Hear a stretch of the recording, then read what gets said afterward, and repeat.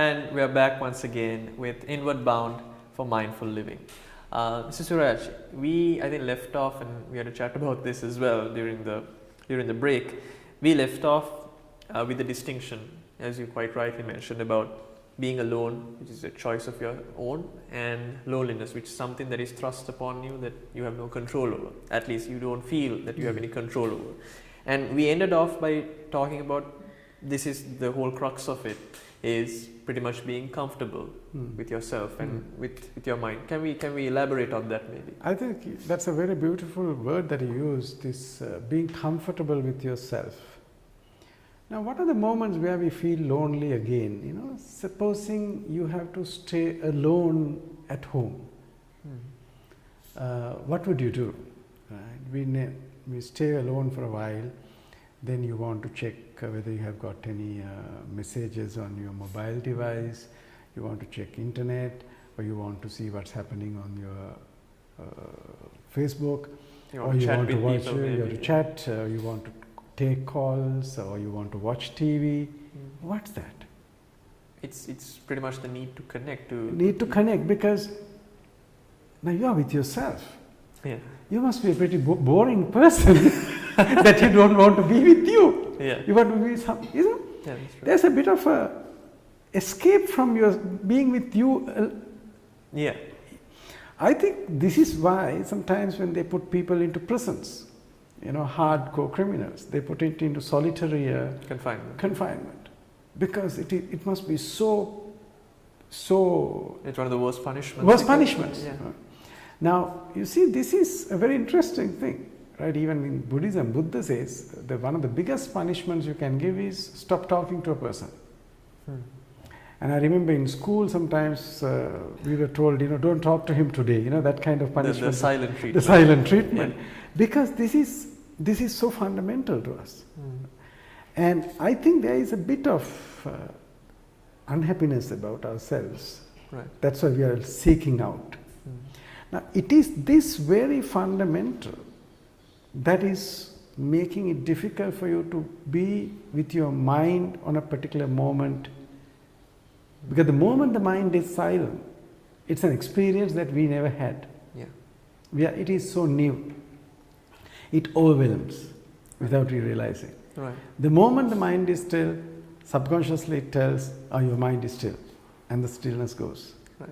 Now, this is something people experience when they try to practice mindfulness.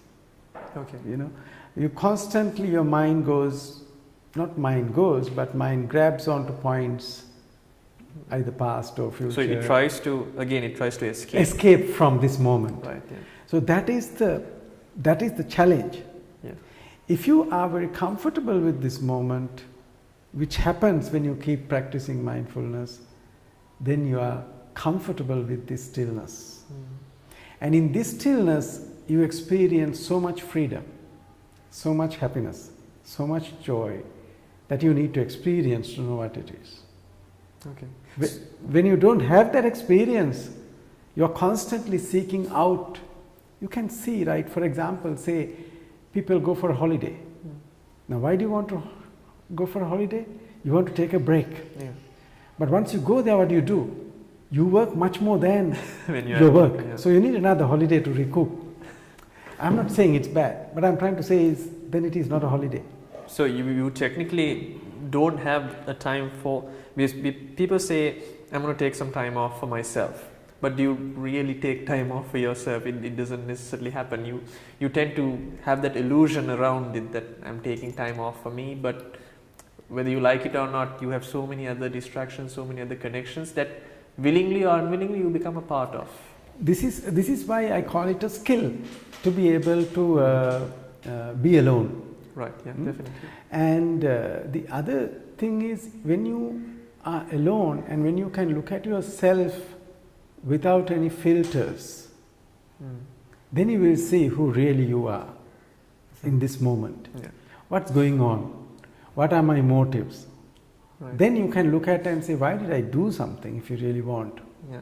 reflectively. So does this mean that up until this point, most people have not really known who they really are? I think if you really look at some of these concepts, like, you know, this famous concept called Johari window, which talks of things that you know and others know about you.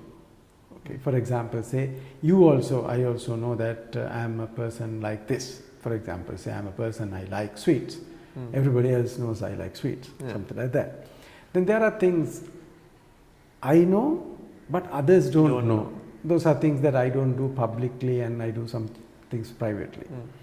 Then there are things that I do, but I don't know that I am doing. But others are aware of it. Like, for example, say when you speak, if you have various verbal sort of nuances that you use, which you use, sometimes you are not even aware, but others are aware.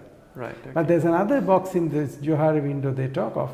You also don't know, others don't know. Now, if you can become more and more aware of why you are doing something, that's why what you call an insight about yourself. Right. Yeah. Now, when you have the beauty of mindfulness is that once you start practicing mindfulness, you become your own coach. Right. You become your own guide, because you are realizing this is what I am doing. Definitely. So being alone is the stepping stone for that realization. Because if you go fast, you will not notice anything. No? Yeah. Now, if you, like for example, say every day you drive to your office, and sometimes when you stop on traffic in certain places, you realize, there's something here, I never saw this before. Yeah, you notice. That happens. That's true. Yeah. But if you start to walk that distance, you will even notice much more. Yeah. But if you stop at a place, then you will see even little details. Correct. Now that's why when you go to a new place, or when you go abroad, when you take photographs around neighborhood, people in that place where your friends or relatives are, they will ask, where did you take this picture from? Because they would never notice. Yeah. So this is why the mindfulness gets you to become still. And I think in that context, I mean, we've been having these sessions for some time now. That whole notion, that whole concept of being comfortable, of being alone is, as you very rightly said, the stepping stone. It's the foundation of this. I mean, you have to want that, and you have to understand that before you even start practicing being mindful. It is this uncomfortableness that drives you to go to seeking something else. And it goes into the fundamental of this, our grabbing and rejecting habit. Yeah, definitely. Because anything you like, you try to grab on. Anything you don't like, you push away. Now, anything uncomfortable, anything not known, unfamiliar, chances are that I don't know. And that's usually human nature as well. If I don't understand it, it's I don't want any part of it. That's true. I think we are expanding on this notion, because I think during our last session, during our last program, we spoke about how emotions play a great role, and how we took an example of jealousy. I think this also invokes so many different types of emotions. When you feel lonely, when you feel like there's no one around you, and I think we need to delve a bit into that as well. But right now, once again, we have to take a quick break. We'll be right back.